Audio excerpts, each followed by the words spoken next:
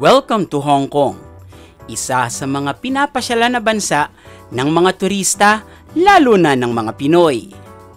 Kilala natin ang Hong Kong bilang isang malaking urban na bansa at tanging napapansin na lamang natin ay ang mga matataas na gusali, mga malls at iba't ibang mga pasyalan. Pero bago natin pasyalan ng syudad, alam nyo ba na may ilan pa ring lugar dito na matahimik at karaniwang tinitirahan lamang ng mga lokal? Ito ang Sai Kung Town, na kilala bilang isang fishing village at sa tawag na The Back Garden of Hong Kong. May kalayuan ito sa syudad na nasa 30 to 45 minutes kung ikaw ay may sariling sasakyan, o mahigit isang oras naman gamit ang public transportation system. Ngunit, sulit naman ang pagpunta nyo dito.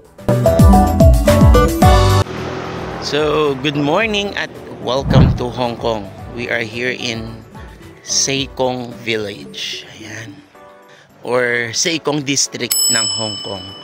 So, ito yung mga traditional na Hong Kong villages. Dito yung mga tinatawag nila na ito do yung original na Hong Kong talaga. Yung wala pang mga skyscraper, mga tatlong palapag pa lang ang bayan. O tatlong palapag pa lang ang mga building rather. Sorry, medyo ang lamig kasi. Sobrang lamig kung alam nyo lang. So it's around 6 a.m. Yan, tinan ninyo. So ito ay mga 30 minutes away from the city. Kaya yan. May makikita kayo dito ang sign. Pakita ko.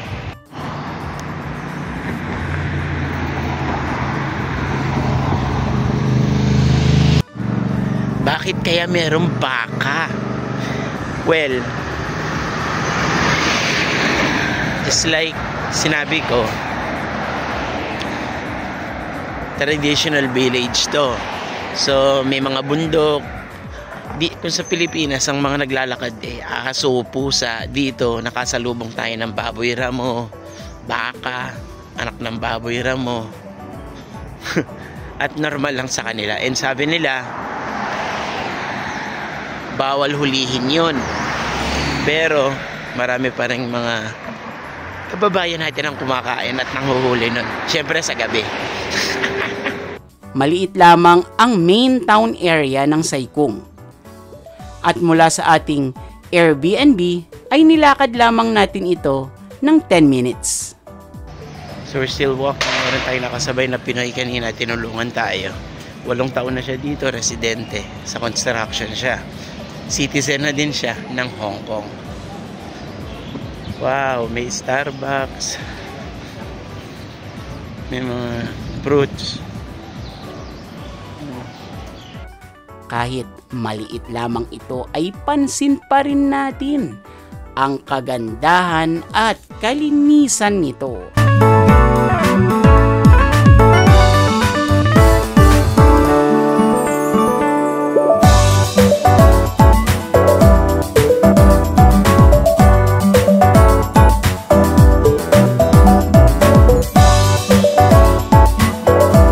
So we are still walking here in Sai Kung at na-reach na yata natin yung pinaka-town center.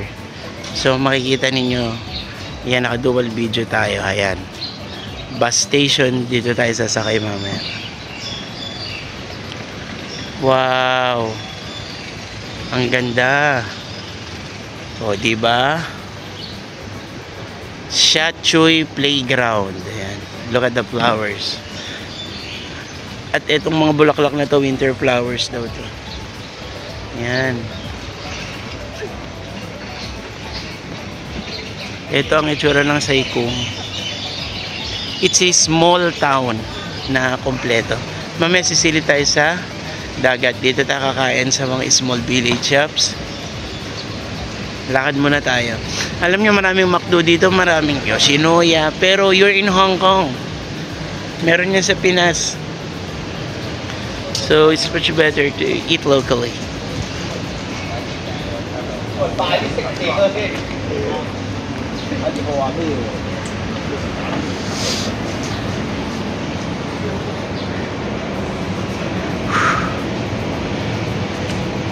And this is the best place in town.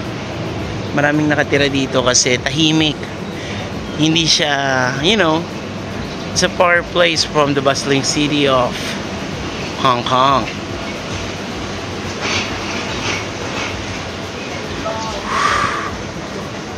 Welcome to the pier. Yan. Maaga tayong umalis dahil sinabi sa atin na dito daw natin makikita ang isa sa magandang sunrise spots sa Hong Kong.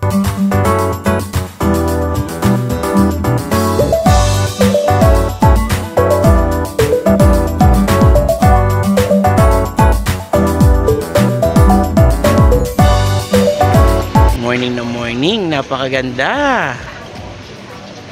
O diba? Seagulls. Most tourists go to the Hong Kong cities, Kowloon, Hong Kong, but hindi lang gano'n pinupuntahan tong mga lugar dito sa new territories in which makikita ninyo very traditional. This is, sabi nila, ito nga ang itsura ng Hong Kong dating-dati pa, o in the golden days or the olden days. Yan.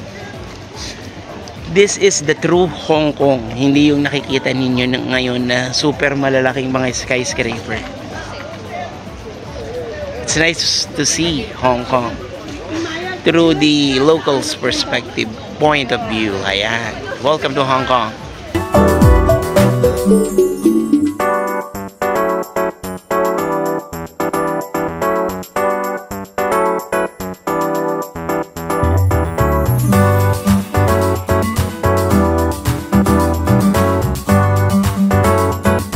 We had our breakfast sa isa sa mga coffee shops dito.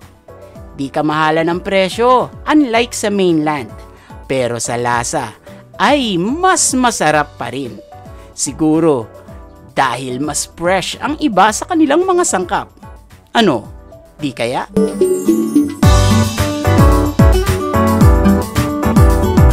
Mula dito sa Sai Kung, pwede ka ding makapag-island hopping sa Yim Tin Chai Island at Sharp Island na parehong may magagandang mga tanawin at istorya. Kung papasyal ka dito, sigurado akong ma-e-enjoy mo ang very relaxing atmosphere at ma-e-experience ang buhay ng mga lokal dito. Kaya nga din, napamahal sa lugar na ito ang isa nating kaibigang OFW na si Michael, na matagal nang naninirahan sa Sai Kung. So guys, I'm here with Michael. So, bro, bakit mo nagustuhan ng Sai Kung? Kasi ang Sai Kung, para sa akin I like sports. I like activities. So dito kasi sa Sai Kung, ang parang highlights dito sa Sai Kung is yung lifestyle, of course, yung waterfront activities. Dito pwede kang mag-island hopping, pwede kang mag-kayaking, and isa sa mga dinadayo nila dito is yung hiking. Hiking. And I'm not really sure, but I can say this is just based on my opinion, one of the best place to hike dito sa Hong Kong. Sa Hong Kong. Sai Kung is dito talaga dinadayo talaga. You wanna go hiking? Sai Kung is the place. Tsaka I do believe dito is more peaceful, na hindi mo akalaing nasa Hong Kong ka kasi yes, people, more tignan mo yung mga tao dito. pag pupunta ka ng city, it's busy, dazzling busy. Dito makikita mo parang chilled lang yung mga tao pa. Makikita mo na you know, maraming mga family oriented pa. Correct.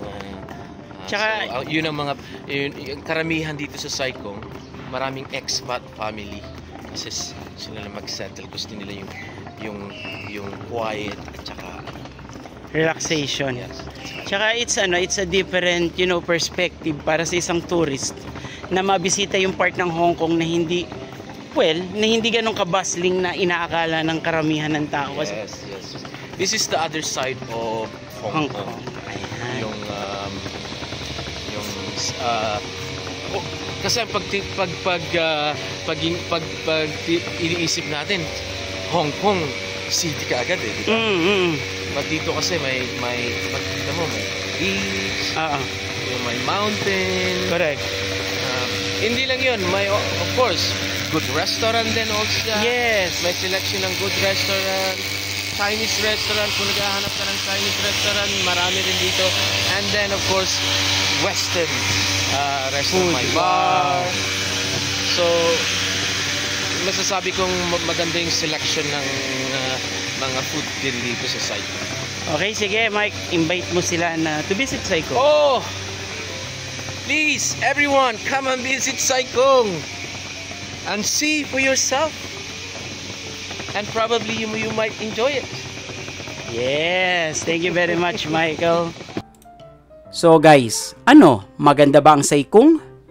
I hope next time you plan to visit Hong Kong, subukan nyo din bisitahin muna ito and experience yourself the calmness behind the bustling city of Hong Kong.